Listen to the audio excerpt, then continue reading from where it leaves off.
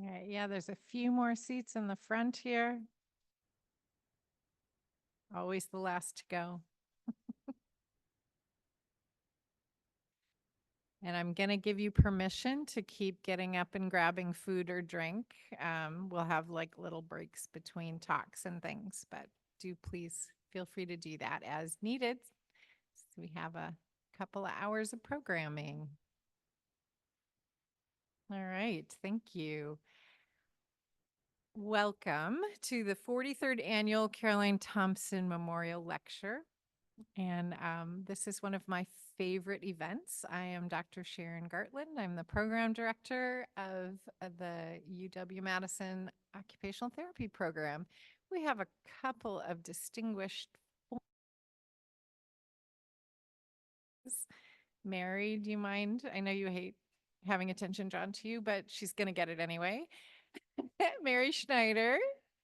I'm so happy you're here. Yeah, so thank you for joining us. And Ruth, are you somewhere? Oh, there you are, Ruth Benedict, who is my immediate predecessor. And I also wanted to welcome Carla Austin, who is double hatting today. She's here as the part of the Board of Visitors for the School of Ed and is just a huge supporter in many, many ways of our program and a former alum. So thank you for joining us. And I would also love to ask if there's any of you are alum. Would you mind just kind of waving your hand? I love it. Thank you for coming. Thank you for joining us for this event and really appreciate it. So we will get to business here. It's important that we just do this. Was established in honor of Caroline Goss Thompson, who is the founder. Oops, I didn't click. Was the founder of the UW-Madison OT program, functioned as the coordinator for 31 years. I don't know how she did that. And was a professor emerita of the occupational therapy program. She lived from 1909 to 2004. And we do this to honor that long history we have, right, of being a program that's been around since 1943, which is pretty cool. She was, oh, there's the clicking that I should have done. She set the precedent for us to be the kind of scholarly place that has produced many impressive OT scholars who have contributed to the evidence base of our profession, of occupational science scholars. She published in the early days when that wasn't happening as much in OT, and she set that precedent. So we're really, really appreciative of what she set up for us as a program, and we continue to function proudly in that space, not only as a place that's training fantastic clinicians, some of whom are with us right now, but also scholars, and sometimes both. So thank you for joining us today. I'm also going to say the people that knew her, just to tell you a little bit about her, I actually met someone we had an open house for our ADL lab, and I met someone that went to school with her, and she said she is just delightful. Caroline Thompson was apparently a lovely person, which is going to be, you're going to feel the resonance of that when you meet Dr. Gill, who is sharing with us today, because she's also wonderful. So one of the things I love about occupational therapy is we tend to be pretty pleasant people. And it sounds like Caroline Thompson was also a force to be reckoned with. She advocated in ways that we needed her to become the kind of program to set the precedent of the sort of history we wanted in our future. And those who were privileged to know her really identified that she was great at bringing people together. She was really open to new ideas, and she was an encourager. All right. I'm sorry that we still don't do pinafores, but I think it's always fun to look back at what we used to be as a profession. We've come a long way. All right, some of the history of our program is we started in 1943. We enrolled 150 OT students in 1945. In 1950, we were the second largest OT program. We were one of the earlier programs that started teaching research methods. We started a post-professional master's program. The PhD started in 1996 and somewhat recently renamed to an occupational science track. We started an MSOT in 2005. I think I saw some of you here that are MSOT grads, right? And we started a post-professional degree in 2016, and then many of you know we started the 2021 entry-level OTD. And with that, I'm going to invite Caitlin Robinson to come up. We wanted to thank, and one of the things that I just want to make sure is clear is how dependent we are on the community of alum and local community to support our training of our students. And so we're going to take a minute to honor someone who's doing that really well for us.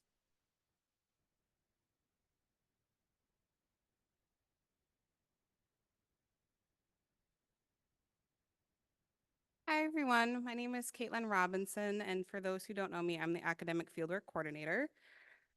So fieldwork is an integral component to the OT education experience, and it's an opportunity for students to really start to apply their knowledge, critically assess evidence, assume responsibility for clients, and demonstrate ethical decision-making skills to help clients across the lifespan achieve their goals and participate in meaningful occupations. Fieldwork's no easy feat. Many third years are here who can probably attest to that. And here at UW-Madison, we have partnered with over 150 clinical community sites to educate our students. We're extremely grateful to our community partners and the commitment that they can use to continue providing high quality clinical education experiences. For the past 27 years, we as a program have recognized and honored fieldwork educators who go above and beyond for our students. Earlier this year, we had our now third-year students complete their level 2 fieldwork experiences with a total of 78 fieldwork educators. While all of our fieldwork educators provide a rewarding experience for our students, we would like to honor one fieldwork educator to receive this year's Fieldwork Educator of the Year award. Chris Moeller is a UW-Madison alumna, graduating in the class of 2000, and for the last 14 years, she has worked at Central Wisconsin Center as an occupational therapist, including the past 4 years as the fieldwork coordinator. For those of you who are not familiar, Central Wisconsin Center is located on the north side of Madison and provides short-term and residential services for people living with intellectual disabilities. As a fieldwork educator, Chris's communication and support during our students' level 2 fieldwork placements have made a lasting impact. She goes above and beyond to ensure students are successful and feel valued throughout their time at CWC. Chris provides students with meaningful feedback to enhance their clinical reasoning and treatment skills, while also providing several learning opportunities available at CWC to our students. So on behalf of UW-Madison's OT program, we would like to thank Chris for her dedication to shaping our profession's future. So if you don't mind coming up here, Chris.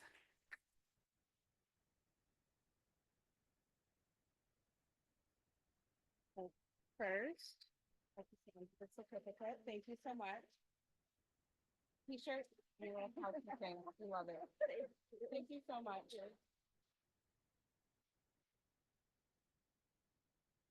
And next, I would like to invite Emily up to the stage for the, we have 2 Carolyn Thompson Fellows, and they are current PhD students. And so we will have a brief discussion on some of their work. Thank you, Emily. We're about the same height. That's helpful. Thank you. Sorry to you. Where are they?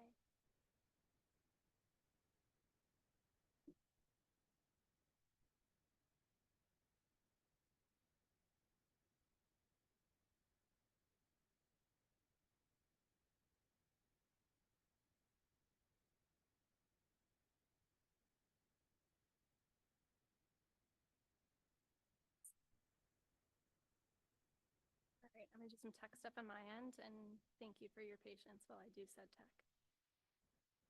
All right, cool. So today I'll be sharing more about the first of my dissertation studies, which is called Factors Related to Quality of Life in School-Aged Autistic Children, the Role of Self versus Caregiver Report.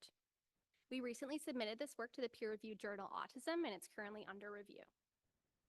So first, I will provide you with some helpful feedback, helpful information about my background and how I got to this project, and then I will go into more specifics about this project.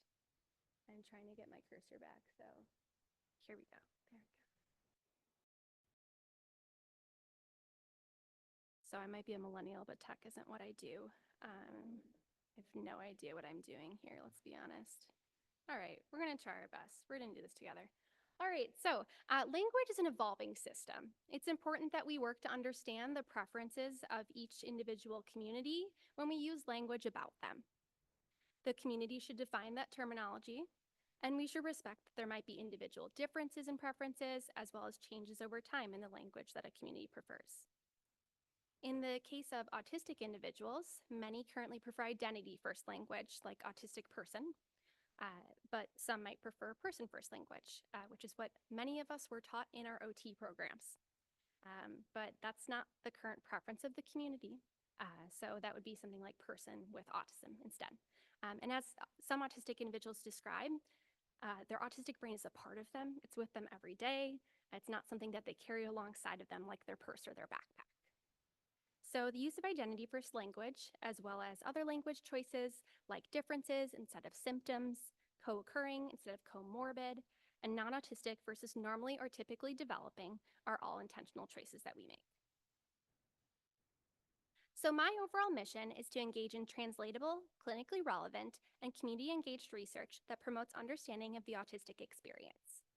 My experiences in the clinic motivated me to pursue my PhD to develop the research foundation that I was so eager to find.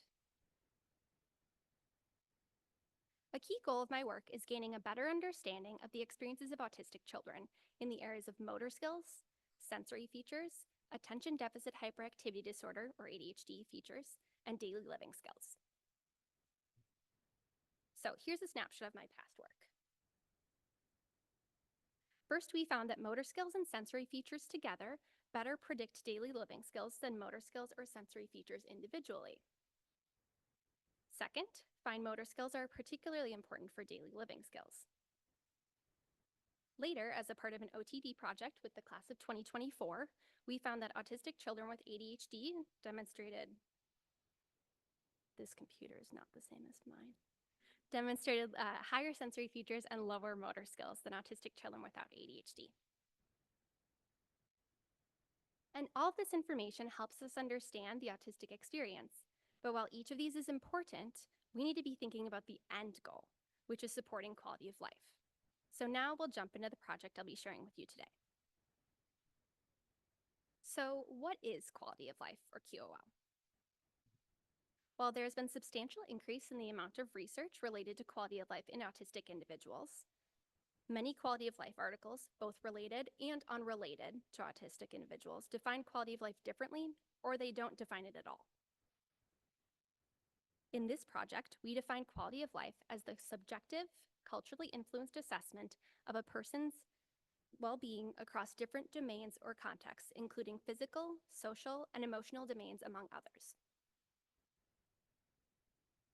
Studies usually just use caregiver-reported quality of life, where the parent or caregiver is asked to provide their rating about their child. But remember that a key component of quality of life is that it's subjective. Unique perspectives are gained through the use of self-reported quality of life. Indeed, when we ask both children and their caregivers to rate quality of life, are they seeing things the same way? Maybe, maybe not. Previous studies, here's all the teasers for you so that you don't make the same mistakes. This isn't even working, so we're just gonna get rid of that. So previous studies showed differences between self and caregiver reported quality of life, though others find poor to moderate or even excellent agreement. It really is quite varied. And why does this matter? Only measuring caregiver-reported quality of life discounts the autonomy of autistic children. The lack of emphasis on self-reported quality of life means that we might be erroneously prioritizing interventions that aren't actually promoting quality of life from the perspective of autistic children. So past studies find that age and intelligence quotient, or IQ, don't relate to caregiver-reported quality of life. However, most past studies didn't include participants with IQs below 70 or 80, And they had very broad age ranges, like we're talking 5 to 18-year-olds in one study together. So while we don't expect age and IQ to relate to caregiver-reported quality of life, it's important that we evaluate age and IQ in a more specific age range as well as a more expansive group of IQs. Now, I am a fan of soapboxes, so I'm briefly going to go on a soapbox, and you're all going to come with me. So I want to take the opportunity to clarify our stance on IQ. Many IQ tests aren't made with neurodivergent populations in mind.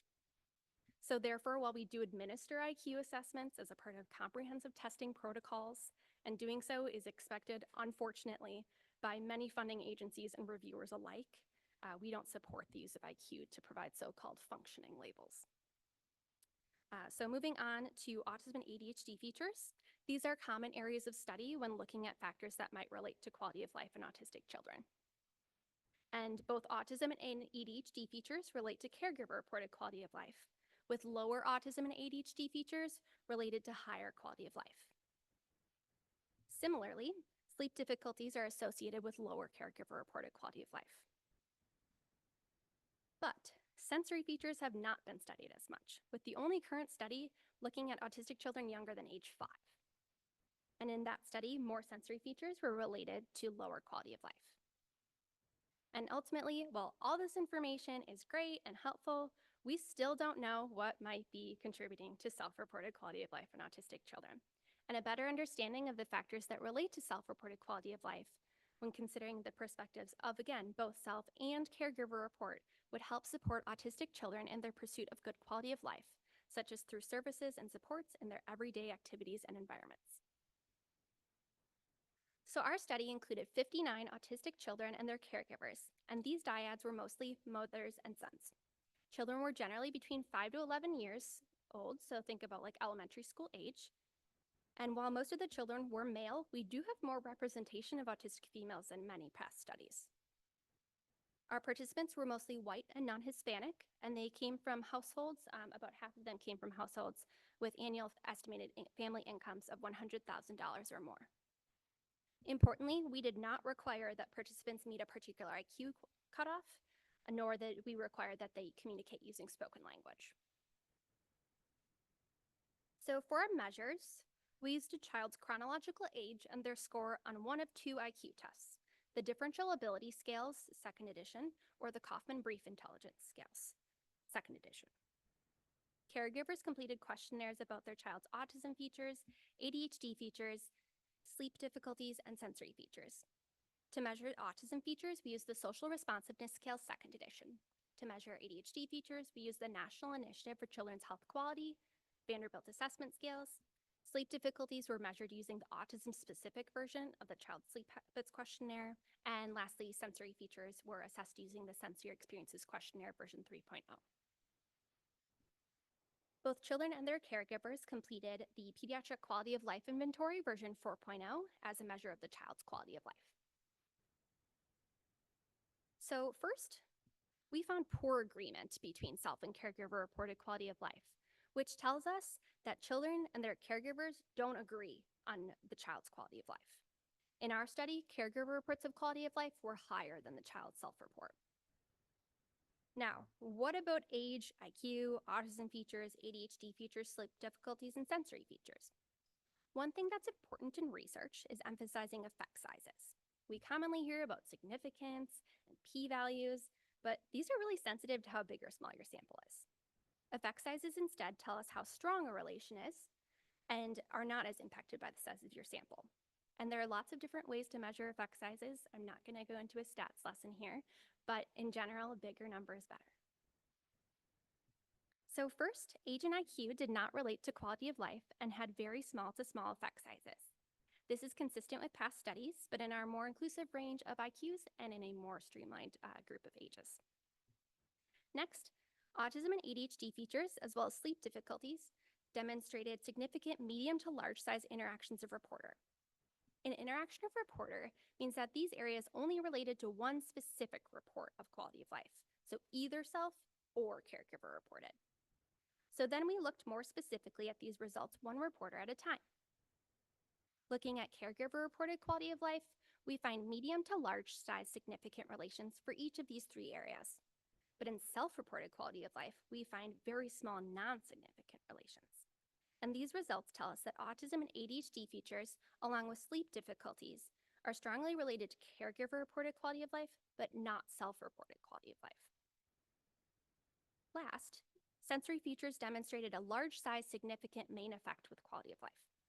When looking at individual reporters, there was a large size significant relation with caregiver report and a small size trending relation with self-report. And this tells us that sensory features are an important consideration for quality of life, no matter who we ask, EAOT. It's important to note that these results were also consistent even when we only included participants who use spoken language and participants with IQs above 70, like the previous studies. So to summarize our findings, we have 3 key points. First, caregiver reports are not consistent with self-reports of quality of life in autistic children. Therefore, it's important to integrate both self and caregiver report whenever possible, and to exercise caution when only using caregiver-reported ratings.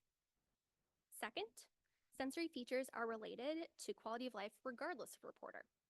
Challenges with processing sensory information can make it difficult for autistic children to move their bodies or participate in everyday activities, which are important when considering the actual measures and areas involved in quality of life measures like play and classroom activities.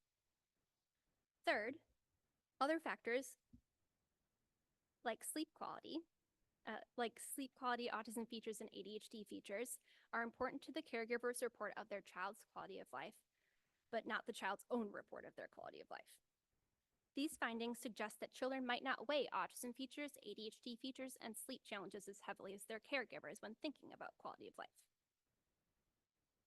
So as I teased, I'm going to work more on my dissertation. So I will use what I learned as a part of this project as part of the second paper of my dissertation work. As we learned, sensory features were important to quality of life no matter who we asked.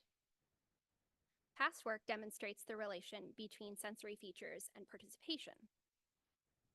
And participation and quality of life also show important links, supported by occupational therapy-related theory. So therefore, the second dissertation paper will explore whether participation, defined as frequency and involvement in activities in the home, school, and community setting, explain the relation between sensory features and quality of life.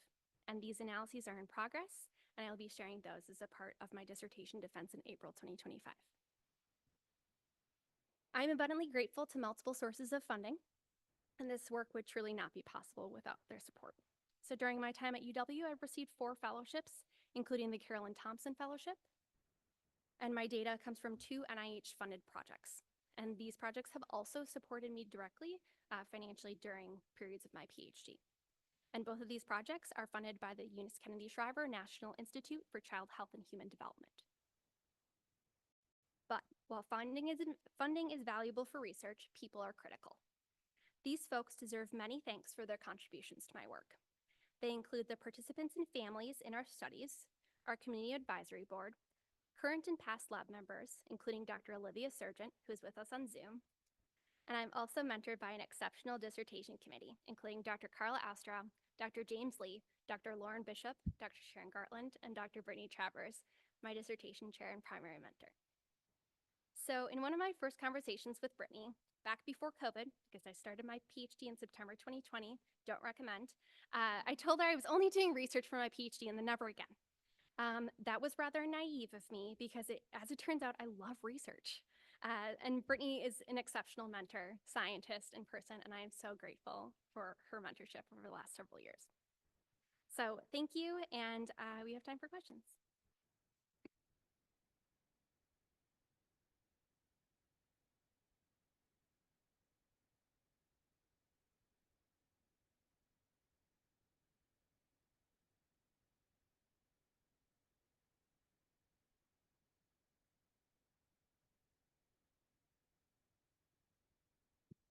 Fantastic work, Emily. I love the focus on self-report, and I'm thinking clinically, thinking autistic children in schools. What recommendations might you have for clinical OTs working in the schools or in otherwise other settings? How to incorporate self-report into those intervention opportunities? Yeah, so the questions regarding how we would integrate self-report throughout our assessment practices, I'll be transparent, I didn't do it in the clinic. I didn't have the choice. I tried, it didn't happen. We're here.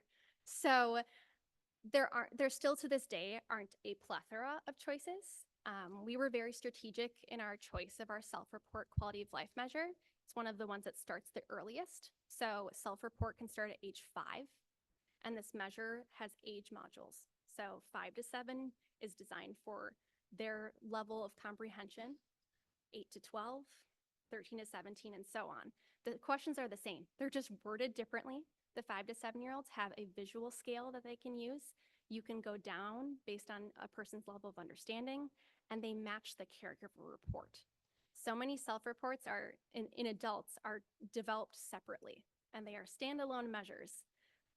But there are circumstances where we need both, or both tells us more than just one so often.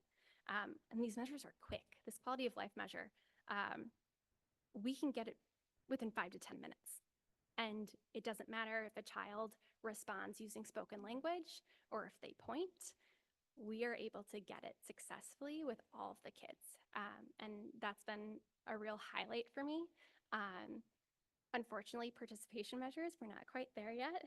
And even our sensory features and other measures, we're not quite there, at least in this younger population. Something I'd like to do later on. But the nice thing is that, like, for our pediatric quality of life inventory, the measure we use for quality of life, they have different pricing for research versus clinic and nonprofits versus for-profit. So if you work in a nonprofit facility, you're probably getting this for free. And it comes in multiple languages and translations. It's quick, like I said. So it's like one quick and easy way to have that little tiny revolt that we all want to have when we're like working with this healthcare system that doesn't seem to match up exactly with what we want. So I feel like those little steps forward are our best way forward for now until I can get a postdoc and a faculty position where I can do the rest.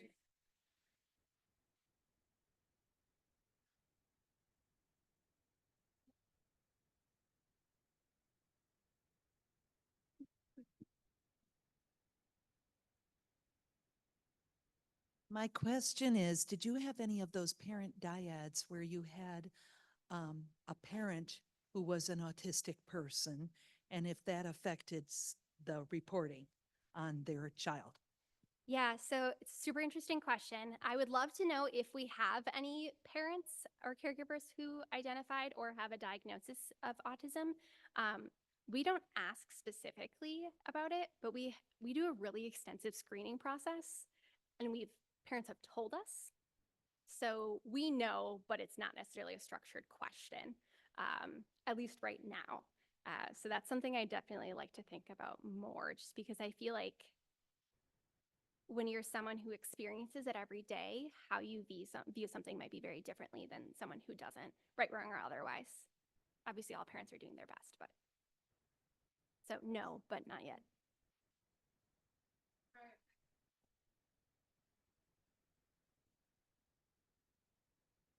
So following up on Carla's question, one of the things that I was thinking as you were talking was, what about perspective and expectations?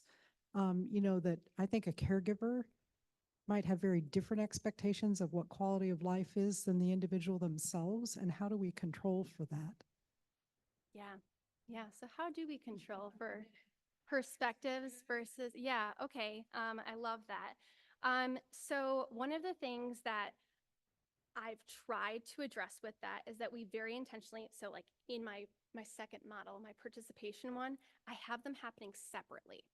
I'm doing one model with caregiver and one model with self, because there's going to be kids who can't do a self-report. There's going to be parents who just don't answer it, and then we get their kid to answer all the questions, and then we still have the information. And early results are showing us that it's a different pattern.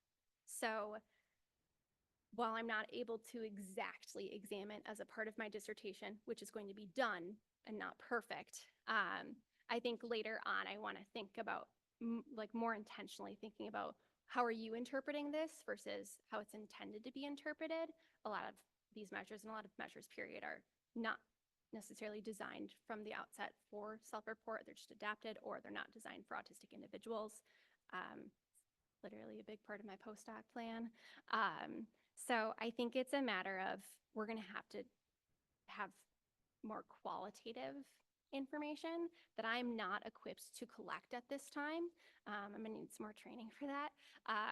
But really asking them to tell us, like, what does this mean to you? Because that matters more than what an industrial landscape architect decided should happen on the Pete's QL. Thank you so much.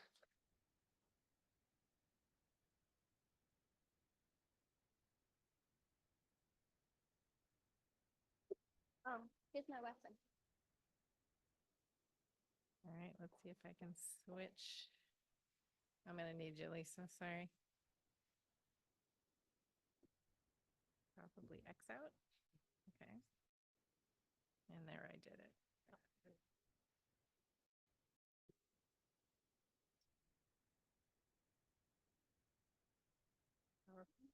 Oh, yeah, she's right. Yes. All right.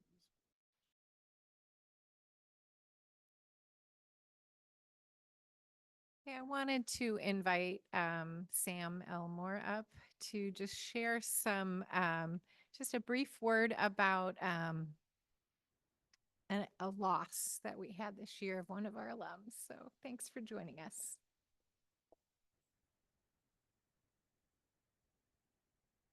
Hello, everyone. My name is Samantha Evander Elmore, and I am an alumnus of the UW-OT program, class of 2016.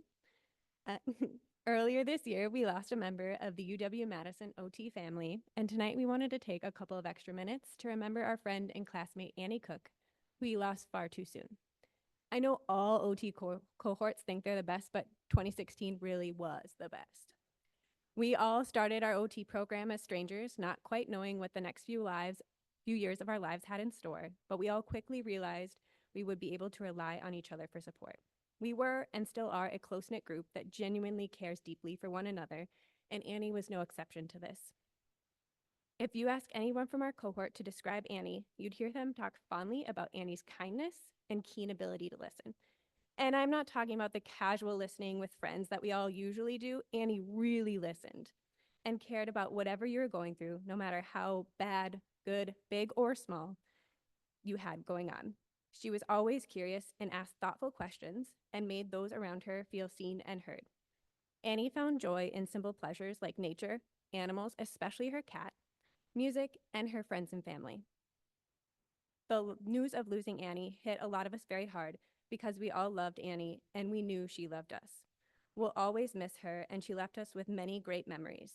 I had the honor of attending Annie's memorial service in the spring, and I'd like to share some of those memories of Annie with all of you.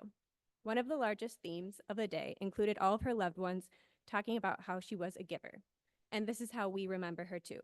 One of the many ways that Annie gave back was through service. Annie's mother, Kitty, shared that Annie was actually realized she wanted to become an OT after she returned from an Engineers Without Borders trip. While Annie enjoyed learning about engineering, after coming back from the trip, she decided she wanted to help people in a more direct and personal way. Annie's mother quickly realized that the dream career Annie was describing was OT. When she finally got her acceptance letter from UW, her and her mother were both in tears. After graduation, Annie returned to the Appleton area, where she worked tirelessly to help better the world and the people around her. She remained curious and became a certified hand therapist, where she was loved by her coworkers, clients, and everyone that knew her. She was an OT to her core. The outpouring of support from the hundreds of people at her memorial was truly special and proof of how loved Annie was and still is. To celebrate Annie and allow her to live on as the giver she always was, we ask that you to use this moment as a catalyst to remember that not all wounds are visible, and to take the time to reflect on how we can all support one another better so our wounds are less painful and lonely. While we can't always take away another person's wounds, the importance of letting someone you know that you love them and that you're there to support them cannot be understated. Make sure you work on your own mental health, especially when you're feeling healthy. Check on those close to you, especially the givers that do so much for others. As OTs, we know the vital importance of mental health and wellness. Our unique set of knowledge allows us to help others build their mental health skills and educate others on what they can do to support those around them that may be struggling with their own mental health. Annie always lived these values in her own life, and carrying these things forward in her memory will always be our way that we honor her. We love you, Annie. We're going to miss you, but we will not forget you. Thank you.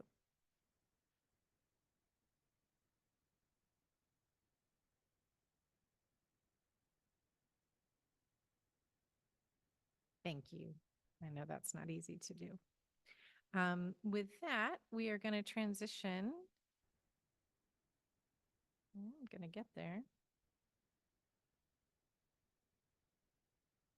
To our next young scholar who also benefited from a Carolyn Thompson Fellowship, which we are grateful for. That enduring gift has continued to sponsor a lot of very deserving people. And I would like to introduce Allison Cottle.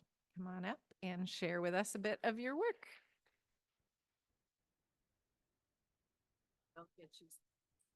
I am not the same height as everyone before me.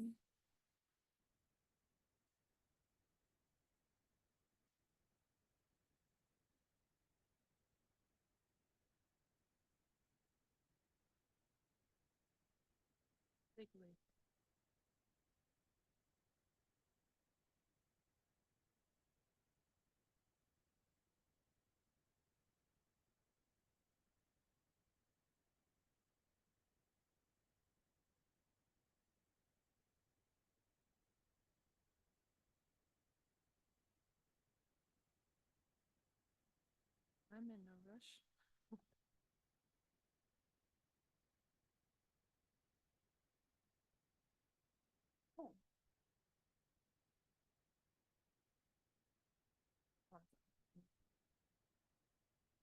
All righty. Oh, that's a little higher.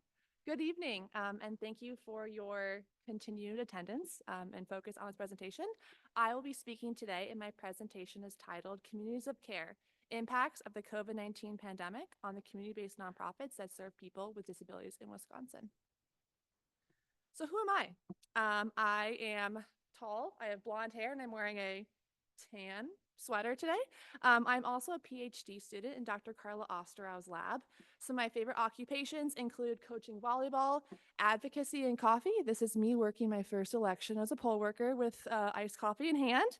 I also love traveling and attending Brewers games with my husband. And I have the same challenge Emily had. I was also a Caroline Thompson Fellow during the 2023-2024 academic year. Intellectual and developmental disabilities, or IDDs, are a collection of neurodevelopmental disorders that most often appear in individuals before the age of 18.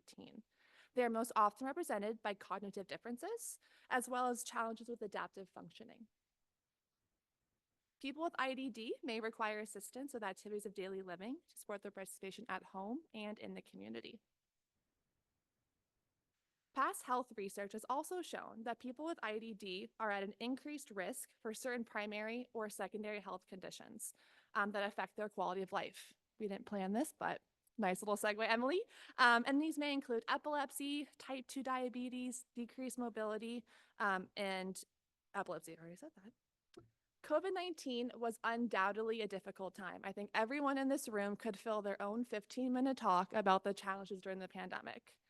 But for this population in particular, people with IDD were more likely to be diagnosed with the COVID-19 virus due to different factors.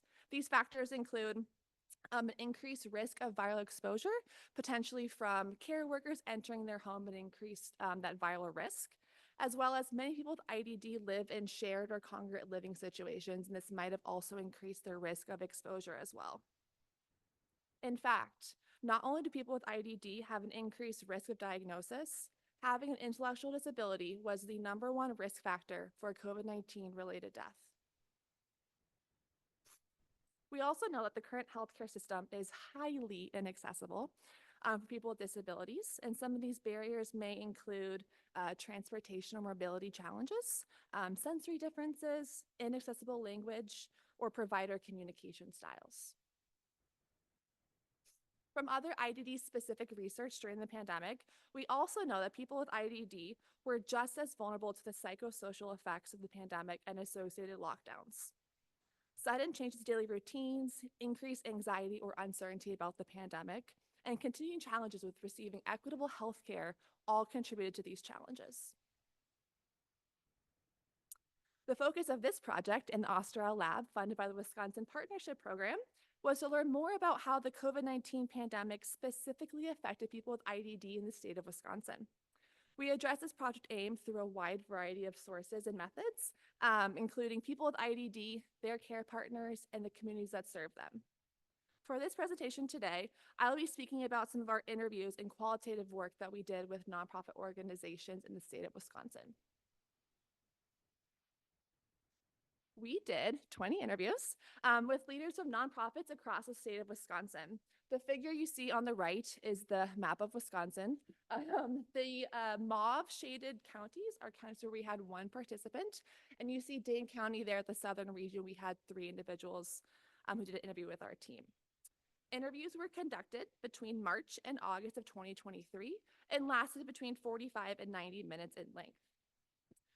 Our coding team first went through all of the anonymized transcripts, independently coded, but we realized through conversations that we were most interested in learning more about not just the problems, but what they did about those problems. We believe by focusing on problems, strategies, and solutions, we are able to best learn from these experiences and bolster our understanding for future pandemics. The majority of our participants were either presidents or executive directors or high-level management team members. Organizations were from either rural or urban counties, you see that spread there, as well as the different organizational types. All organizations had to have serving people with disabilities as part of their mission. This figure shows the 3 themes that we focused on for this analysis. So we have problems that they faced, acute strategies or strategies that were used but reverted to pre-pandemic processes, and solutions that stuck. Within our theme of problems, we found several different subthemes across many of the participant interviews that you see listed here on this slide. I will talk about a few of them. As I mentioned, we had a lot of data. My lab mates are over here laughing because we just went through a lot of it again today. But I will talk about a select few and pair them with participant quotes as well. So, challenges with programming was a recurring theme across many of the interviews. Participants talked about challenges with needing to close or reduce programs or reduce hours altogether to become more COVID conscious. This participant said, "We didn't do any of it. We couldn't get people to come in. We didn't want to do it outside. We didn't do any programming. We were just open for checkouts." Another problem pervasive across many of our interviews was the concept of stress and tension. The COVID-19 pandemic created a level of stress for everybody, but our nonprofit leaders reported some very particular sources of stress in their own work environments. COVID was really stressful for staff. We had patrons swearing at us, calling us names. So staffing during COVID was difficult. It was kind of everything. The people who didn't want to wear masks had opinions that they voiced. The people who wanted people to wear masks were upset if they saw people walking around without masks and touching things in the hours. It was just kind of everything. The tensions regarding masking versus not masking, the reduced hours, the ever-changing policies of the pandemic create a level of stress and tension for staff. This participant was also from the library system and later shared, libraries should not be that toxic. This theme of participation challenges included participants sharing about how transportation and COVID-19 policies particularly affected the IDD community. However, one of our most salient findings was, where did they go? Many organizations felt that during the pandemic they lost clients that never returned. While some organizations shared that they physically lost clients and were grieving the loss of their friends, many groups of people with IDD just disappeared and never came back. I would say the biggest impact would be regarding that they're just, where did people go? What are they doing? And I can't seem to get an answer. Now, we'll talk about acute strategies or short-term strategies that were used to mediate the impact of the pandemic. As you can see here from this list, nonprofit leaders that are interviewed used a wide variety of strategies to navigate and mediate the impact of the COVID-19 pandemic. Many interview participants talked about the strategy they used to keep their place running, specific to staff and human resources, such as furloughs or changing wage scales. However, some organizations found some very creative solutions to navigating staff shortages and staffing challenges. I didn't know if I was going to do HR that day. I was going to write grants, or I was going to be in the kitchen making the meals on wheels, or in the back in production. So I think it was just that, like the shell game, trying to figure out who's going to do what, who's going to slot into where, how are we going to be able to provide our services. Finally, solutions that stuck. What were the strategies that were initially introduced that stuck around? One of the most common responses was how virtual and online programming was initially introduced to fill a void and a need in the pandemic, but just stuck around. We still offer the virtual groups for our drop-in center. Occasionally we get people. We're still going to offer them because we do have some people who live in more rural areas who are sometimes still taking advantage of those. This quote talks about a mental health center associated with a disability organization in rural Wisconsin. But we see how this virtual drop-in center became a place for people to continue to receive otherwise unable to receive those essential mental health services. So while virtual programming was not well received by some organizations and some individuals, many groups reported how virtual programming and opportunities became a mainstay in their programming and still continues to be that way today. Many organizations were also forced to create operational and contingency plans to keep their people safe. And as some people reported, these processes that were developed to keep people safe during the initial state of emergencies continue to be an important part of their ongoing planning and development. And I think COVID's always going to be in our rear view, no matter what. It's still here. We're still dealing with it. So I think as organizations or everybody in the world right now has to operate in that way, thinking you have to be more creative and have these contingency plans kind of built in just in case. Our final quote here on the next slide speaks to the sub-theme of health matters and how our attitudes towards health and wellness positively changed as a result of the pandemic. Like, I had a staff in my office yesterday and she was wearing her mask. And I was like, oh, are you feeling you're getting sick, or is someone in your house sick? And she said, well, I woke up and I had like a little bit of a sore throat. And so I was like, I thought I better wear a mask. I don't think anybody would have done that prior to COVID. This change in attitude has been noticed practically in work procedures like wearing a mask with a common cold, but also many people reported an increased care for their peers' health and wellness, including their physical and their mental health. So what does this all mean, and how does it impact your OT practice? First, it's important to recognize that the webs of support that support people with IDD.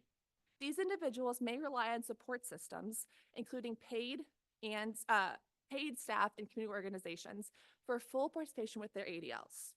These support structures are like spider webs, incredibly strong, but also very fragile.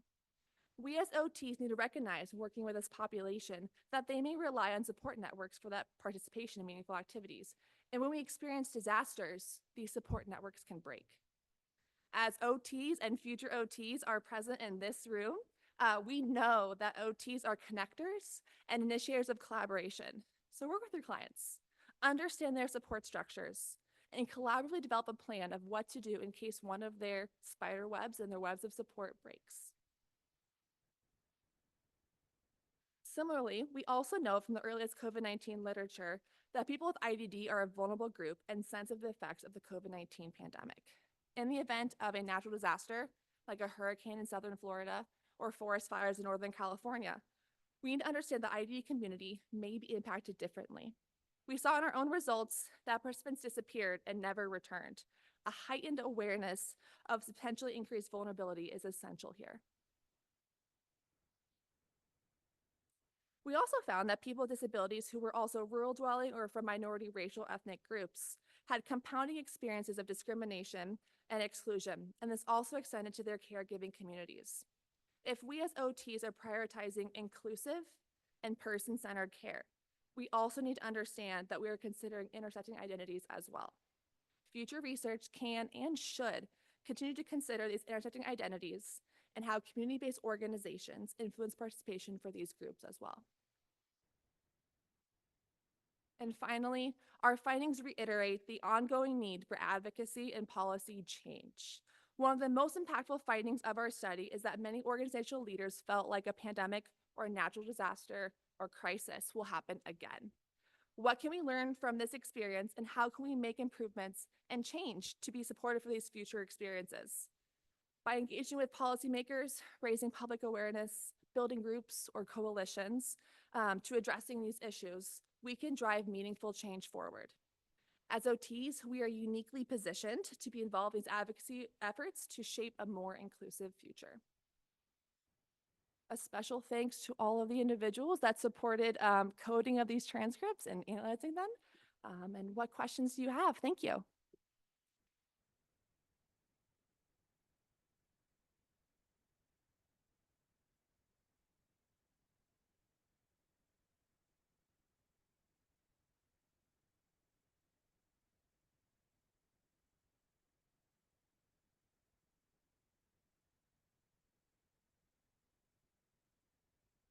Jennifer? I saw your hand raised. I won't put you on the spot. No. Thank you, Allison. This was fantastic. I know that a lot of discussion that we've had in doing some of this coding fell around the solutions and what the definition of a solution might be. Can you speak to that a little bit? It's a great question. It was not a plant, Dr. Pickett. So the way that we're using solutions that stuck is thinking about strategies that continued. And so things that worked and that continued to work. But as we've had discussions, realizing that solutions is a very tricky concept. And we often think about solutions as being good solutions or bad solutions, and recognizing that the things that we do to mediate impacts of things like pandemics can be really tricky, complex, and complicated. And so the way that we're using solutions is thinking about, like I mentioned, things that have been introduced during the pandemic to mediate the impact, but also continue to be a part of that organization. I think the concept of solutions is, as policies were often a solution in the pandemic, and those policies change. And so we see that solutions can change as the needs of our environments continue to shift. So for our analysis and get this paper out the door, we're focusing on things that were introduced and that have since stuck around.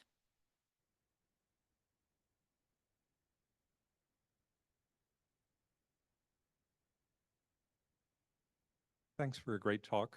For many of us who lived through it, it's still something that is reverberating.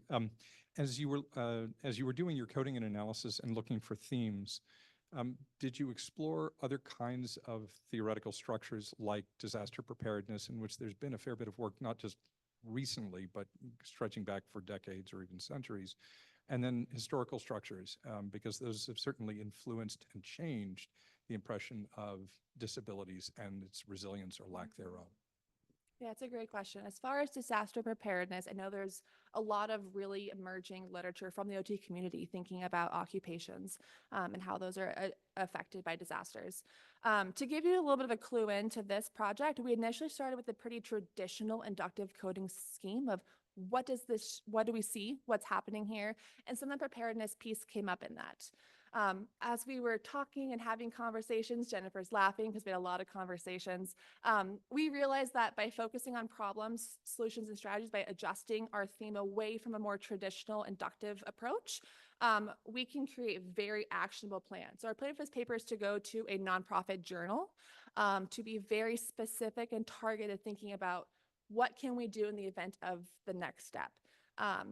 So to your question, disaster preparedness, we saw it a little bit, but as we shifted kind of our analysis approach, it kind of took a little bit of a backseat. But it's definitely still things that came up in many of the interviews of thinking about the future. Awesome, thank you.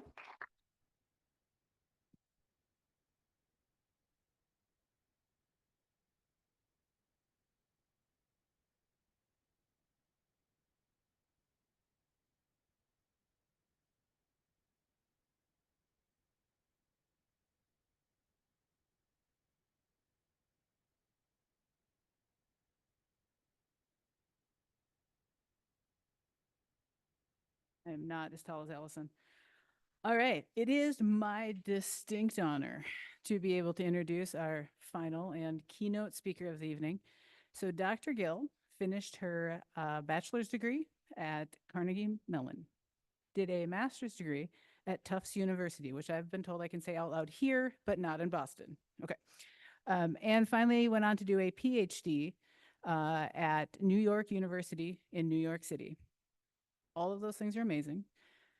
Dr. Gill also has 50 plus papers to her name on more topics than many of us have ever been able to even read the literature on.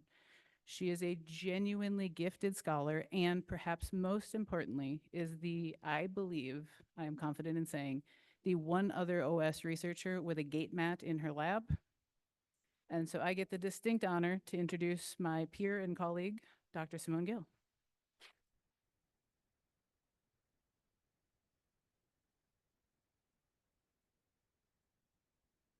Thank you so much for having me. It's an absolute honor to be here, and I'm excited to tell you a little bit about the work that I've been doing in my lab, things that I hope mostly have been keeping me out of trouble. I'm not really sure, but hopefully they have been.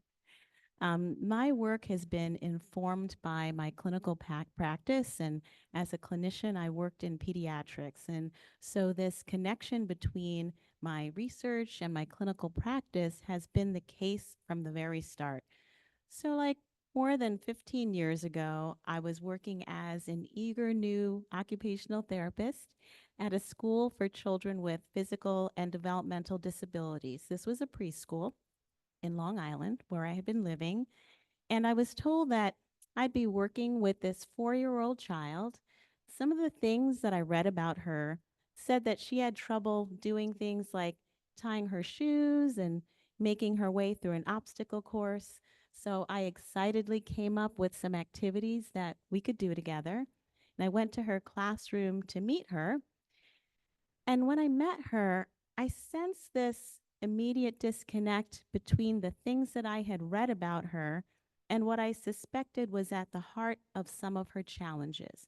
So I mentioned that she was 4 years old and she weighed 120 pounds.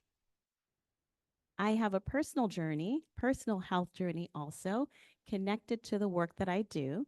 That's a picture of me on the left and a different picture of me on the right.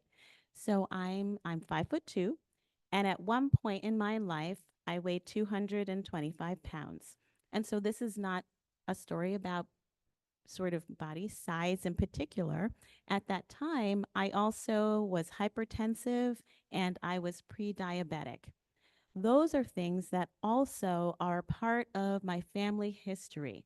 So in 2017, I sadly lost my dad to complications from type 2 diabetes. And in 2022, during the pandemic, lost my 48-year-old cousin to complications from type 2 diabetes.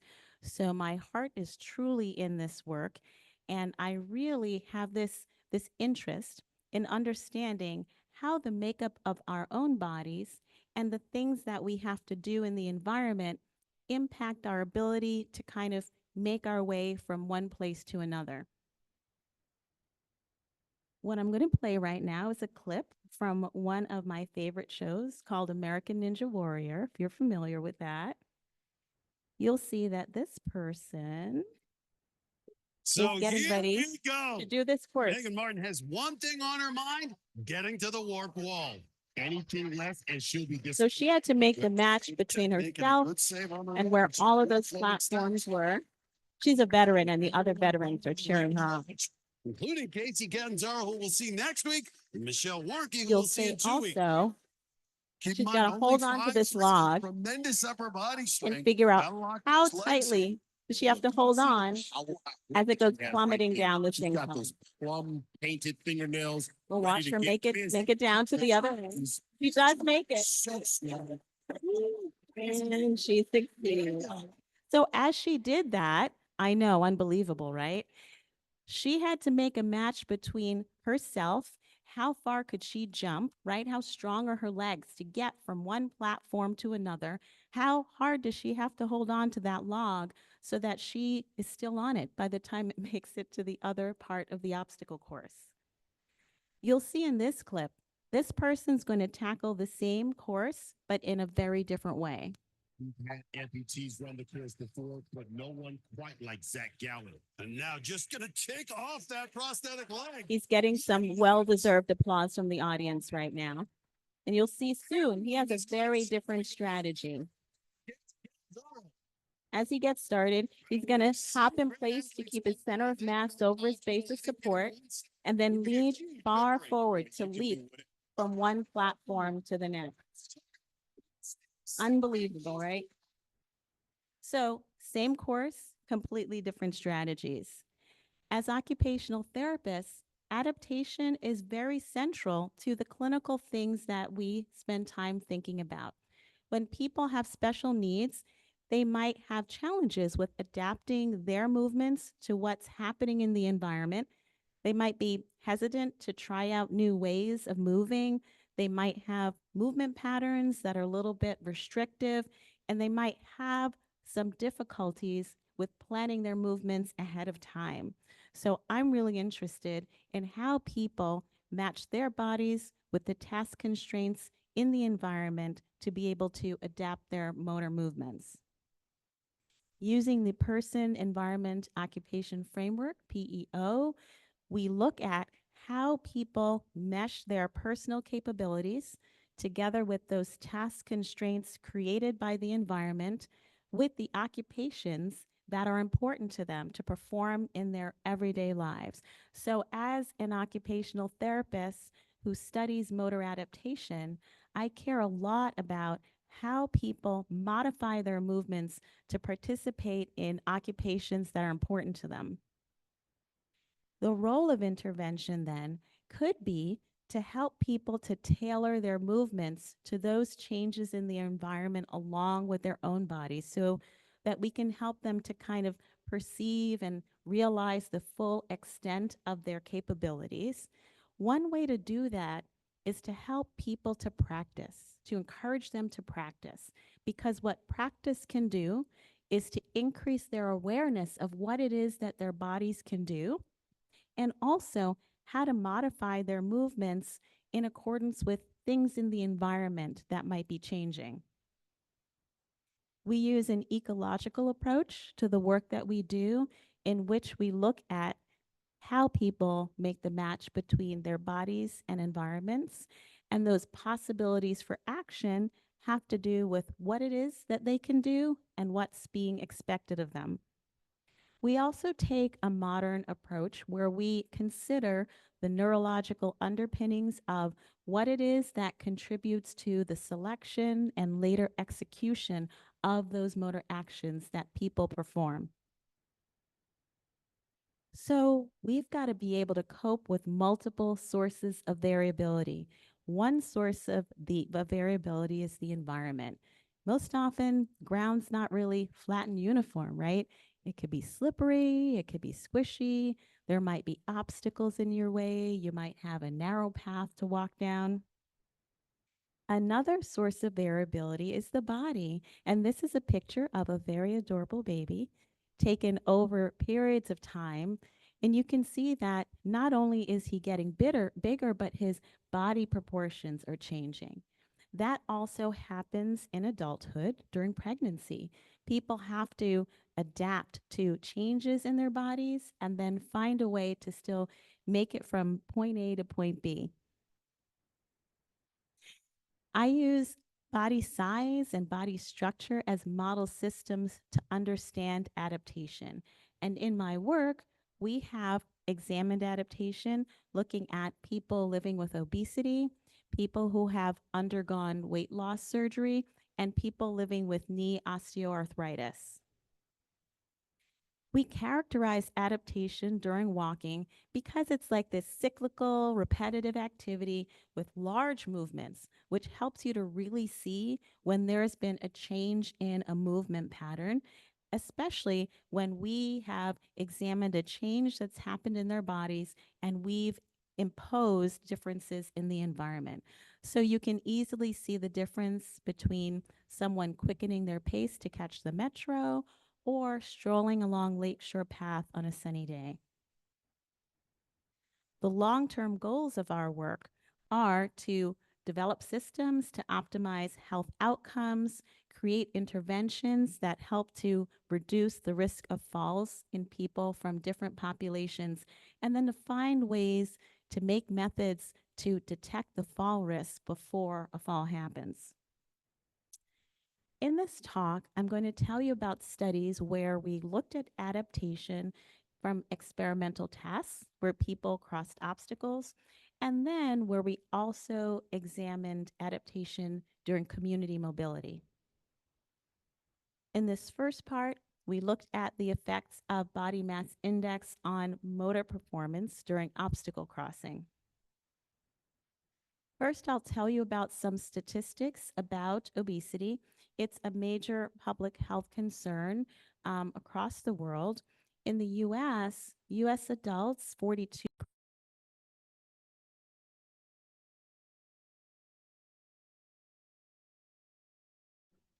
So the number has been steadily increasing.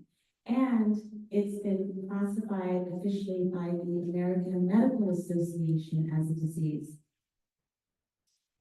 Body mass index has been used as a way for people to identify cutoffs for weight classifications that were created by the Centers for Disease Control.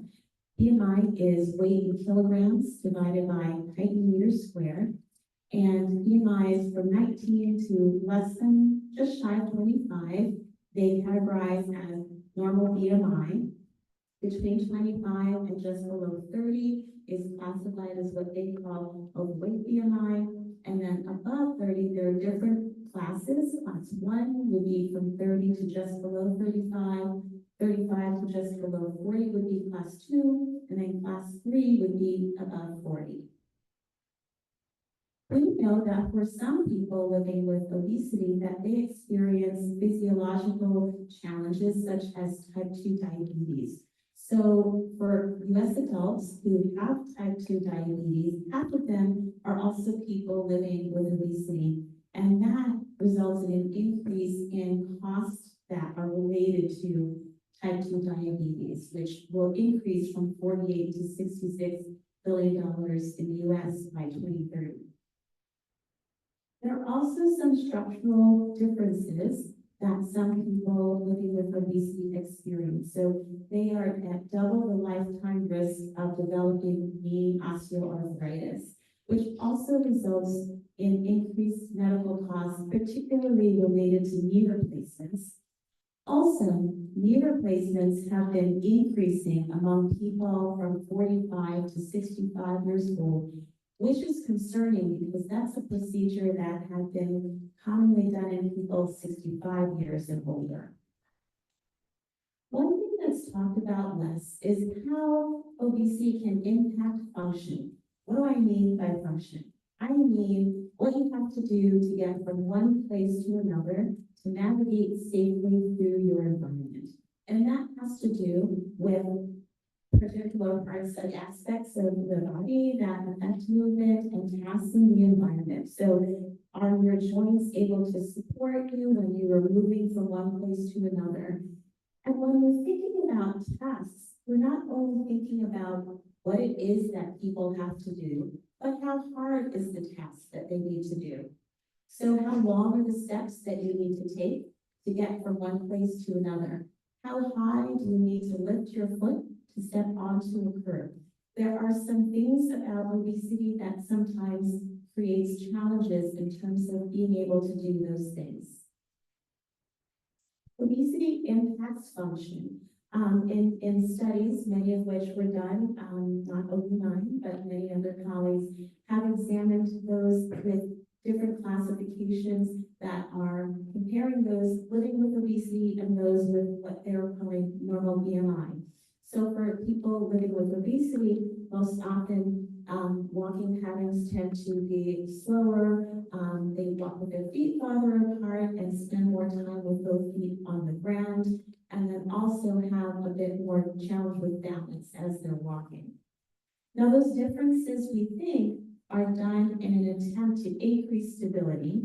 However, that actually increases the risk of falling in that population. So people living with obesity are 50% more likely to experience a fall, which really affects the ability to maintain the levels of vigorous and consistent levels of physical activity that are needed to not just lose weight, but then to maintain weight that has been lost to be able to have an active lifestyle.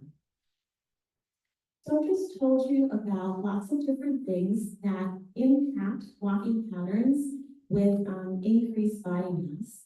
And so if you decrease body mass, does that actually change all of the things about walking that I just talked about?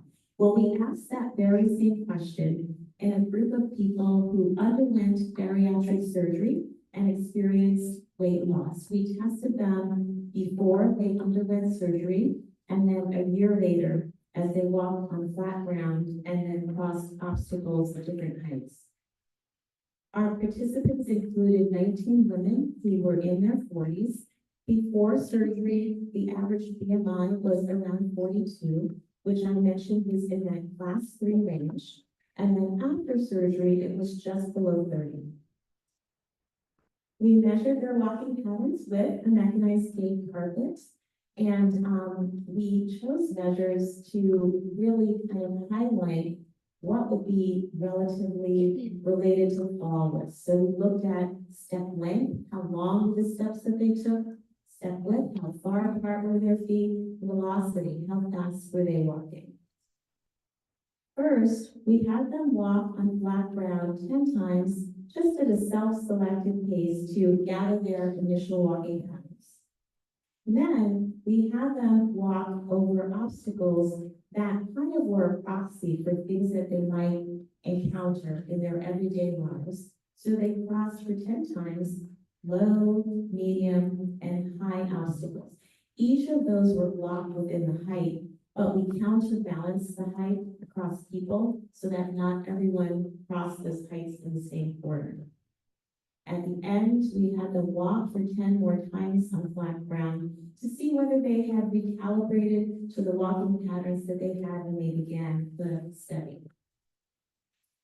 What we wanted to look at here, these are some of the results, we wanted to know whether if people experienced a larger decrease in BMI from before to after surgery, would that be related to some of the walking patterns that we were looking at? So we subtracted their pre and post bariatric, their BMI after bariatric surgery, and then correlated that with our walking measures. We found that for people who had a higher decrease in BMI after surgery, that was correlated with an increase in swing time, so spending more time moving the foot through the air, and a decrease in double limb support time, so less time with both feet on the ground during the gait cycle. So these are the results from flat ground walking. I'm showing you here percent double limb support time before to after surgery on flat ground walking, and you see that there's a decrease from before to after surgery. We found the same results as they crossed obstacles. The more that decrease in BMI from before to after surgery, that was correlated again with an increase in swing time and decrease in double limb support at each of those obstacle heights. On the x-axis, I'm showing you the 3 obstacle heights, low, medium, and high, and I'm plotting that against percent double limb support time. The dark green bars are before surgery, the light green bars are after surgery. And at each obstacle height, there's a decrease in double limb support time, the amount of time they're spending with both feet on the ground during the gait cycle. So in this study, we found that after surgery, those who had experienced more of a decrease in BMI demonstrated less of these walking patterns that were associated with an increase in fall risk. And our hope is that those differences would lead to decreased falls later on and hopefully give them an opportunity to increase physical activity and have active lifestyles. We love our very fancy equipment, but we also, as clinicians, are cognizant of the fact that not everyone has access to a gait carpet. And so we wanted to examine whether clinical tools that can be used in practice are actually related to the things that we can gather with our sophisticated, fancy equipment. So we looked at a measure and then compared it to what we would find with a gait carpet to see whether this is something that could be used potentially in clinical practice and also in research settings. We tested 34 participants, 14 had BMI scores in the higher range, and 20 had what the CDC would characterize as normal BMI scores. The clinical tool that we use is called the functional gait assessment. We also had participants complete the same obstacle task that I just described. This is the functional gait assessment and each item that participants complete to do this particular assessment. They walk on flat ground. They walk changing speed. So the experimenter either tells them to speed up or slow down, and then you look at how they respond to that. They walk with horizontal head turns, walking with vertical head turns. They walk and do a pivot turn. I call that the supermodel walk. I can show it to you guys. I really like to do it. They step over an obstacle. They walk with a narrow base of support, like this tandem walk that we've seen people do. They walk with their eyes closed. They walk backwards, and then they walk up a flight of stairs. And the way that this is scored is on a scale from 0 to 2, where the person who's testing them is sort of indicating whether they can do the task and sort of qualitatively how they're performing on this 0 to 2 scale. When we looked at our results from the gait carpet and our obstacle task, that matched what we knew about differences in walking with the two populations.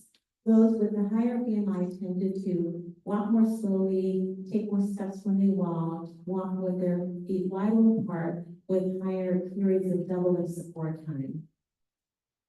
Here I'm plotting the functional gait assessment results for you. On the left, those are box plots for the two groups. The green are the people who have the normal BMI scores, and the purple would be the people with the higher BMI scores. You can see with the green box that they're basically at ceiling, right? So the highest score in the functional gait assessment is a 30, and they're nearly there. For the other group, their average functional gait assessment score was 22.5. So that indicates more challenges with balance. On the right, I'm plotting the two groups, but I'm plotting each of the items that I showed you in the functional gait assessment. And you can see that still the purple line is below the green line. And so those with the higher BMI indicated more challenges with balance at each of the items. There were two items that were not significantly different from the other group, and those were walking with vertical head turns and climbing stairs. Here, I'm plotting velocity against the functional gait assessment score, but only for the obese BMI group. On the left, I'm plotting velocity during initial baseline, right? So just walking on flat ground, and on the right, as they're crossing the highest obstacle. On the left, you're seeing basically no relationships during flat ground walking between velocity and the functional gait assessment score. On the right, though, the higher the functional gait assessment score, the faster people's velocity. And so, as I said, a higher functional gait assessment score is indicative of less issues with balance, which makes sense, right? If someone doesn't have as many challenges with balance, they tend to be able to walk faster. Our findings here suggest that the functional gait assessment can be a clinical tool used both in research or clinical settings to be able to capture some challenges with balance that maybe we could intervene on if we don't have access to other tools that are used sort of more traditionally in research settings. And our results, kind of comparing flat ground walking and obstacle crossing, suggest that there might be some differences that are not that apparent when you have participants only walk on flat ground, when they have to perform a task, that might highlight a difference that could be, again, something to intervene on in clinical practice. Now I'm going to tell you about a study where we looked at body mass and its impact on community mobility. We all know that BMI is not a perfect measure, right? Weight in kilograms divided by height in meters squared, not a perfect measure. There are other things that in the literature people have considered in lieu of the DEXA, if anyone doesn't always have access, in their trunk of the car, DEXA scan, right, that you can look at and use readily. Unfortunately not.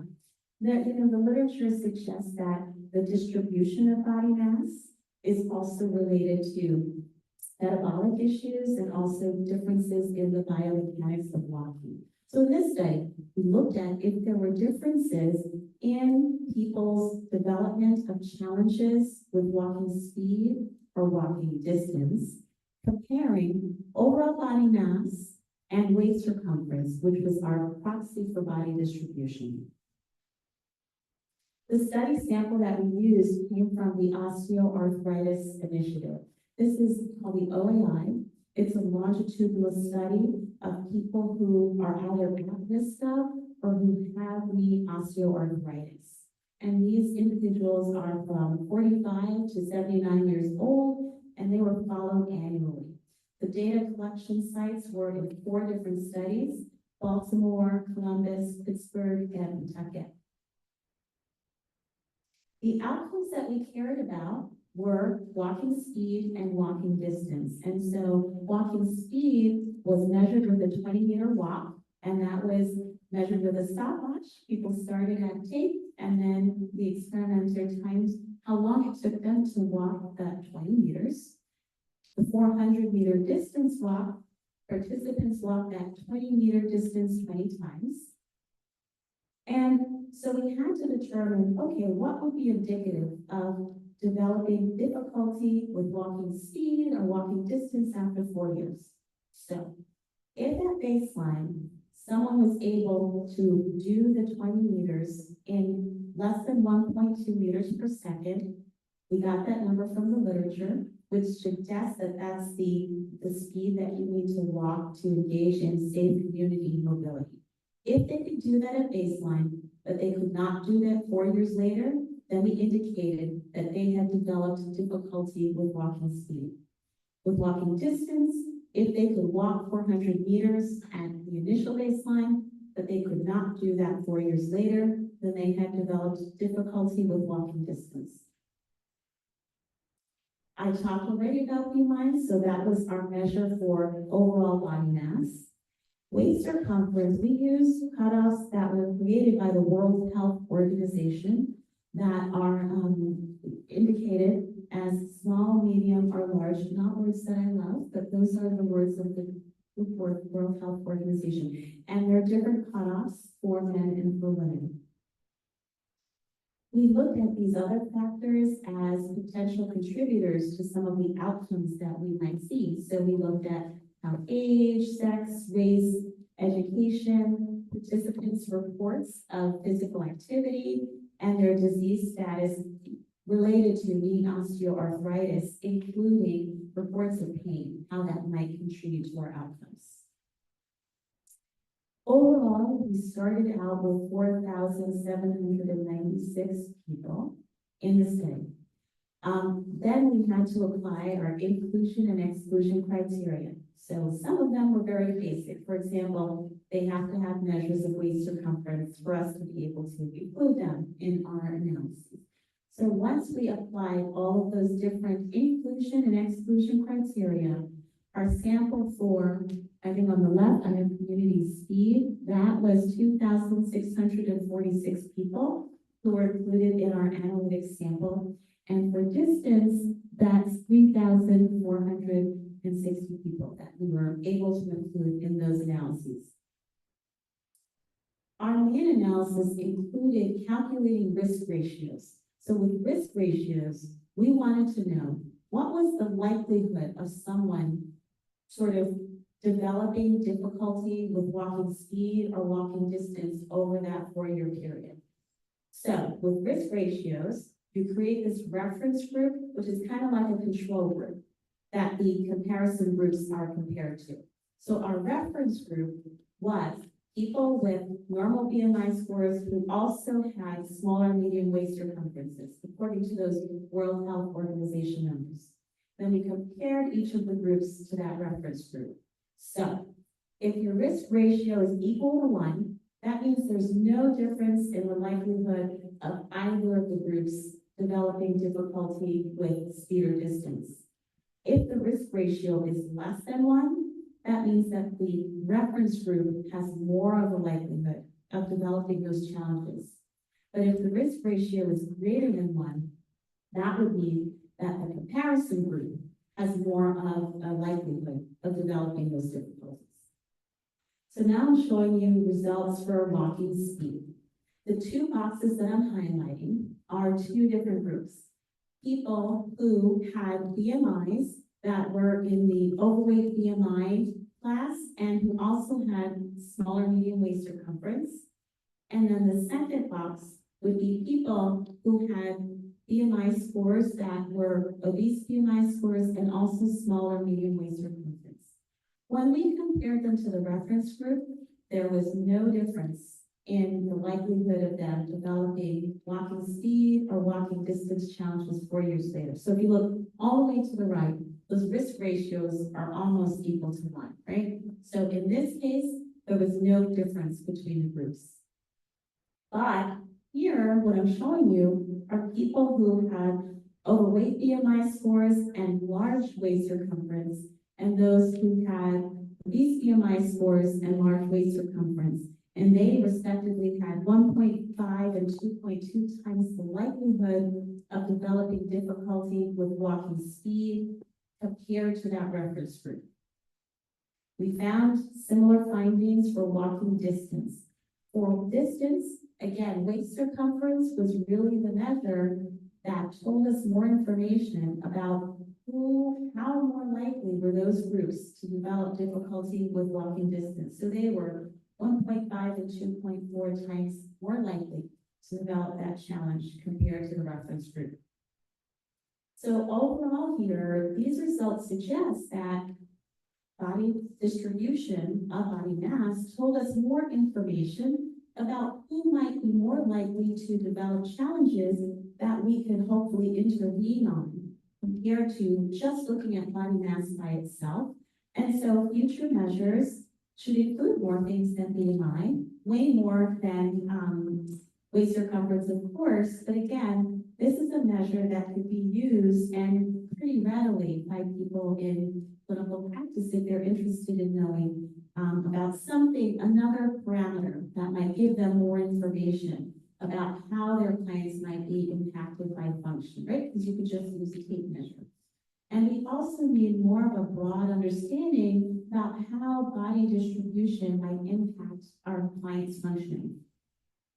Overall, these studies suggest that adaptation can be characterized with tasks where we impose external constraints like obstacle crossing, but you could also examine everyday functioning, and that there are some things about obesity that may actually increase safety risks, and that we're also able to look at findings in a small scale in a lab setting, but then hopefully also look at larger study samples to be able to generalize these results more broadly to our populations.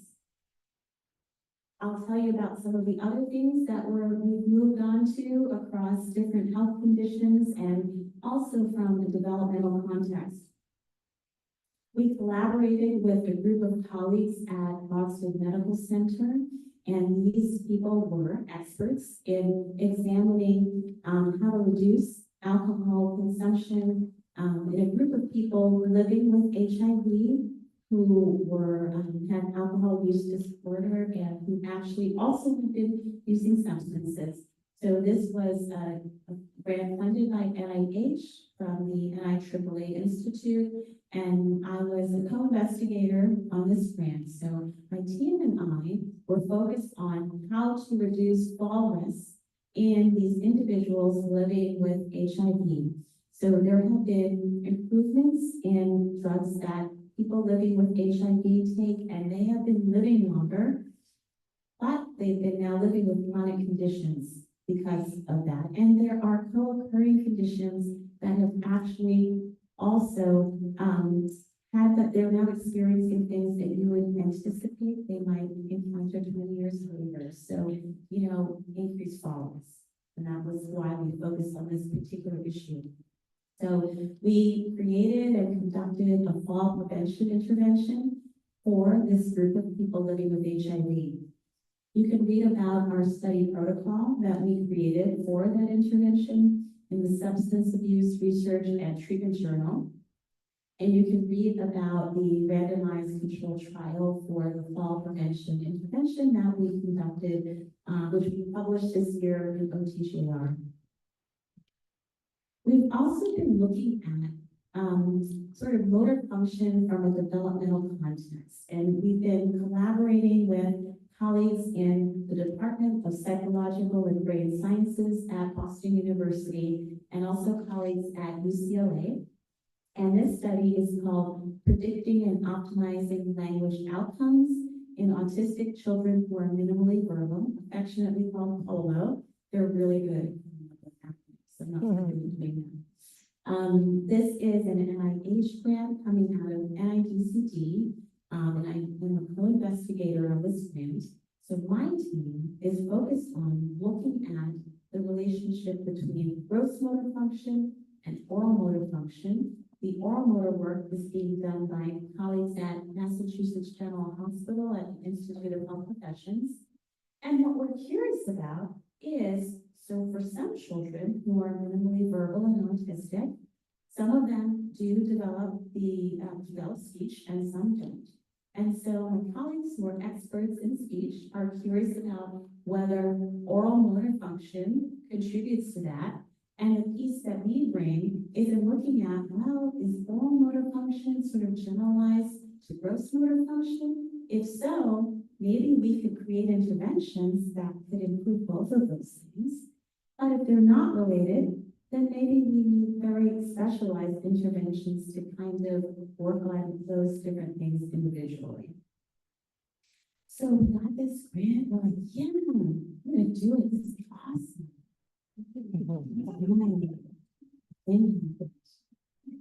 So we had to pivot. We were going to do this study in person, and we created what we affectionately call POLO R. R stands for remote. We did a remote version where we scaled back the motor things that we were looking to do. We couldn't send the gate carpet to them. So we filmed people on Zoom. We sent equipment home to caregivers to measure out a specified area to lock. And we later did video coding to kind of figure out how far and how fast participants walk, like meters per second. We kind of calculated velocity and other measures from that. We were able to collect data from 105 children. My students are awesome. I can't really take credit for that. They are just amazing. In pivoting and having done this, the children that we collected data from were 4 to 8 years old, low and minimally verbal. 90 completed assessments that we were able to use in our analyses. This is one of my former students, Dr. Maria AU, who's now doing her postdoc at the NIH. And she's right now working on one of the papers coming out of POLO R, in which she's going to be examining the intersection of gross motor skills and adaptive behavior in young autistic children. So the adaptive behavior piece comes from the Vineland Adaptive Behavior Scale, which we did the parent interview version, which we were able to do on Zoom. So she's working hard. We actually already have a draft of this manuscript, and she's incorporating our collaborators' comments, and hopefully that will go out soon. This is one of my current PhD students, Laura Keegan, who is looking at another piece of our POLO R data and writing a manuscript looking at the relationship between gait, language, and sensory processing. So we have sensory profile data. from the participants. And so she's working hard on those results and had an opportunity to present those as a talk and poster. We pivoted back to Polo O. O is original. We went back to our original plan because we could now do that. So we've been bringing participants in and testing them with our equipment. We are looking at 3 groups, TD, my colleagues call typically developing, autistic children who may have verbal challenges, that's the second row, and the third are autistic children who are minimally verbal. So our goal is on the far right for how many people we're looking to collect, and we are on our way to getting to those numbers. The last study that I'll tell you about that we're doing with colleagues at New York University is called Play and Learning Across the Year, called Play. Again, really good at coming up with it. This is an NIH-funded study coming out of NICHD, and I'm one of 60 launch group members. The goal is to create this big video corpus of infant and mother naturalistic observation. So it's a Herculean task.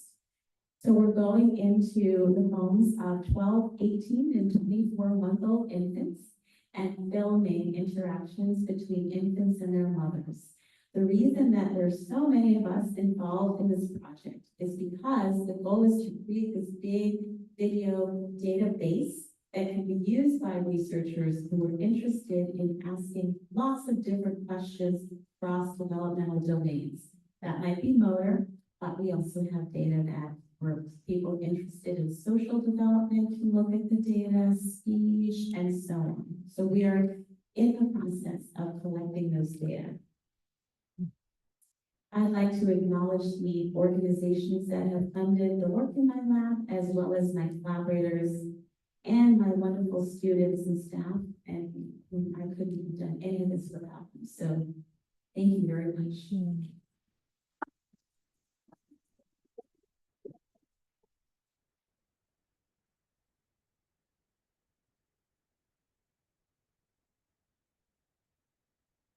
Yeah, looking for a few questions. Yeah. Thank you.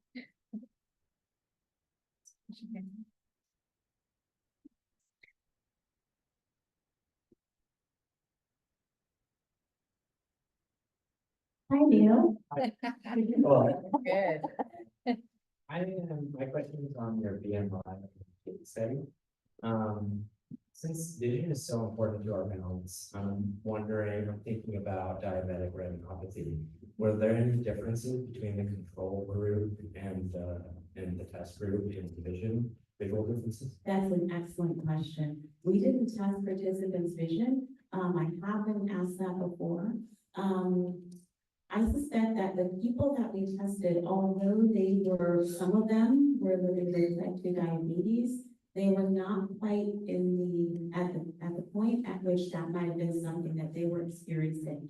The people that we tested, really knee osteoarthritis was the thing that actually their doctors suggested that they undergo bariatric surgery mostly for that particular reason. But I think that vision is something that we would be interested in investigating more later on. Anecdotally, for better or worse, it didn't seem to me that they were having challenges perceiving obstacles. The challenges that they had were balance related. So some of them would walk over to the obstacle, stop, sometimes look for external supports. Now, for those of us who study movement, we know that those are trials that we could not include because of what happens to our gait measures as we do that. But we did observe differences like that. So those were more related to challenges with joint pain, joint support, and I suspect less related to vision. Great question.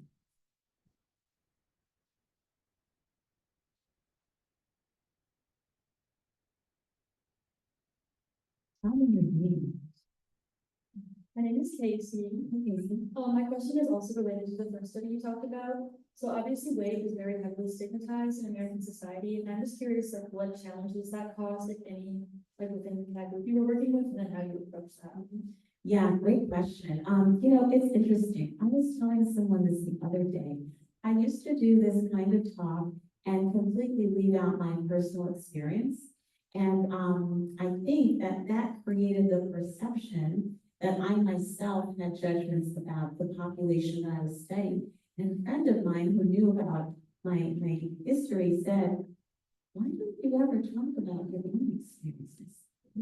Good point. That hadn't occurred to me. So that is one of the reasons that I'm intentional in including that, to be mindful of the fact that there is stigma that I myself lived and experienced. The people in the study, it's interesting. They didn't seem to have that kind of perception. I think because for them, their health was being impacted and they were concerned for themselves, and their doctors suggested that they undergo that particular surgery. And for them, seeing them a year later was very interesting. They talked about things like, well, now I'm gonna go and cook for my family and I can be more active. I mean, they just talked about these things that for them, they felt really good about after experiencing the surgery. Now, there are challenges that I think were not going to be addressed later on. So talking about cooking, one person said, well, I have to make Thanksgiving, but that's after my surgery. So I don't know how to kind of navigate that, because she was the person who hosted Thanksgiving. And so how is she going to navigate eating in a different way, given that she had undergone surgery?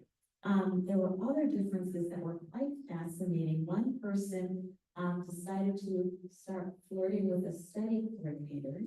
That was an interesting thing to kind of manage. I suspect it was related to how she felt about herself. I think maybe her fiance wouldn't have liked that. But she was feeling really good about herself. So, there were some differences that people kind of expressed after having undergone the surgery. Thank you very much. Thanks. Hi, Bella.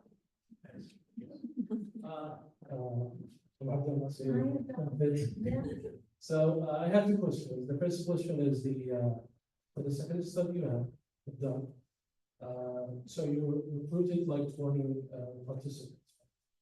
Okay. So were there normal participants, or did they suffer from chronic conditions? So maybe they will have like confounding benefits or something. The second question is. I'll answer that. They did not. They didn't have other challenges, and those people were pretty well matched in terms of age. So they were also in their mid-40s. So I was mindful, like I would want to compare myself to a college student. I think the outcome would be very different. I would perform very differently on those tests than my younger friends. So yes, please. What's your question? So the second question regarding the outcome that you use, the functional gait assessment. Yeah. Have you thought about using other assessments instead of that one? Yeah. For example. Yeah. What was the one you suggested? The Medibus test example.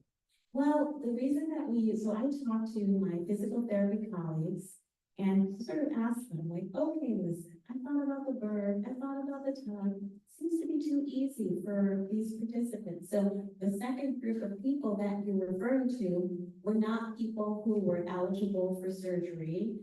They were pretty active in their everyday lives. And so we were just looking at whether this simple tool could be used to pick up on things that we are seeing with the gait method. And what was really interesting is that the functional gait assessment picked up on some subtle differences that you don't see if someone just has to pick up a pencil from you. So when you watch people walk with their eyes open, everything seemed quite fine. When you asked them to walk with their eyes closed, they started to walk. Well, I mean, there were really fascinating things that we saw. In particular, the tandem walk was hard because we asked them, will the functional gait assessment ask you to do with your arms over your chest?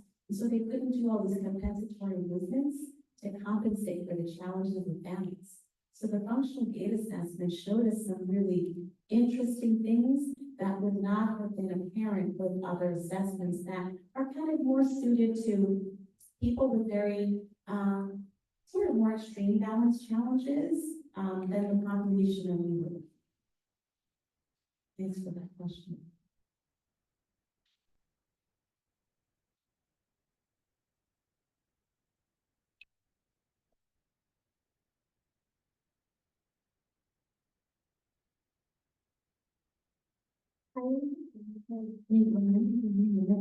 Yes, my name is Sam. Sam, yes, hi Sam. I was just wondering, because all of the participants from email, how that would be the process when in that aspect, and especially since like females are known to carry weight differently than males, I wanted to see like how, you think that would have affected the results, this aspect, if you had both the I like that they didn't get past you. Here's what happened. So I collaborated with this colleague who was a physician, and this physician was interested in looking at differences in knee pain and knee structure in people who had undergone bariatric surgery. So he measured knee structure, differences in knee structure with MRI. The challenge with the MRI scanner is that structurally, it was not an appropriate size that was comfortable for many of the participants. Most of so they had like this way that my colleagues doing the imaging had ways of measuring like what body distribution almost to see what might be most comfortable for people to go into the scanner. Many individuals who are male, living with obesity, carry body mass in a different way and have something in the lower body called a penis. And so they could not comfortably fit into the scanner and actually have lots of feelings about not wanting to do it, rightfully so, which is why we wound up having women in the study. As a follow-up, one of my PhD students, Chiwon Choi, is doing a study. He's actually doing a simulation, looking at differences in kind of mostly men and women, but not really, differences in how body fat is distributed. So he's doing differences, simulating walking to be able to predict fall risk in what's more an apple shape versus pear shape. And so he's examining that very question as we speak. Both with collecting individuals, but then using the machine learning paradigm with a colleague of ours at Northeastern to be able to simulate the simulations.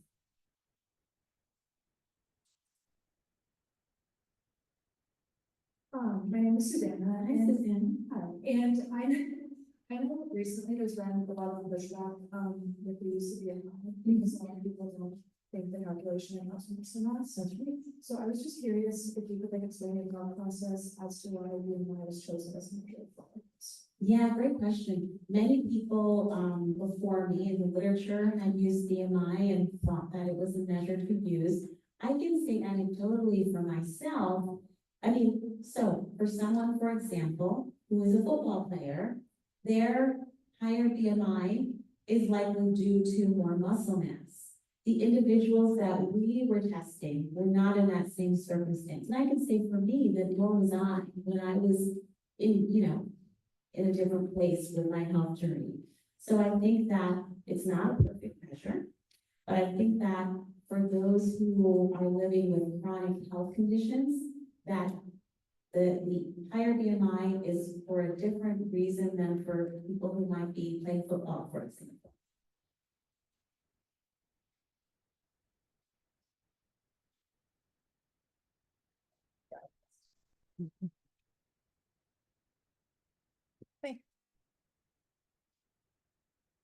So what do you do when someone challenges whether an occupational therapist can be looking at walking? That's happened before. Something that, so way before I ever got a PhD, I was a research assistant. I got to tell some of this story to some of you earlier today. I was a research assistant 2024 movement scientist who was doing research on constraint-induced movement therapy. And so that's a therapy, I see many of you nodding. It's a therapy to look at, for him, differences in upper extremity functioning in children with hemiplegic cerebral palsy. So he was looking to improve upper extremity functioning in children with cerebral palsy, and his collaborators were physical therapists. And so when I say to people, I say, well, CIMT, they say, yeah. Oh, studies? I say, yeah. How physical therapy colleagues did those studies with upper extremity. Then that doesn't mean I can't study walking. Also, OTs know how to do math too, right? Yeah, calculate velocity. You know, so I think that also for me, like I said, looking at walking, sure. Do I love all of the fancy tools we can use for it? Yes, but I do care a lot about what it is that people want to be able to do, right? Do they want to be able to make Thanksgiving dinner for their family, you know? And so that's sort of what I say about it, because I have in the past, less so now, but in the beginning especially, it did get pushback from people who say, wait a second, this doesn't seem like a thing that an OT would do. All right, with that, I think I'm gonna, if there's any last question before I cut it on. We have been so gifted with your presence amongst us. It's been an encouragement to all of us. I know. I just want to thank you on behalf of all of the OT community here in Madison. So thank you.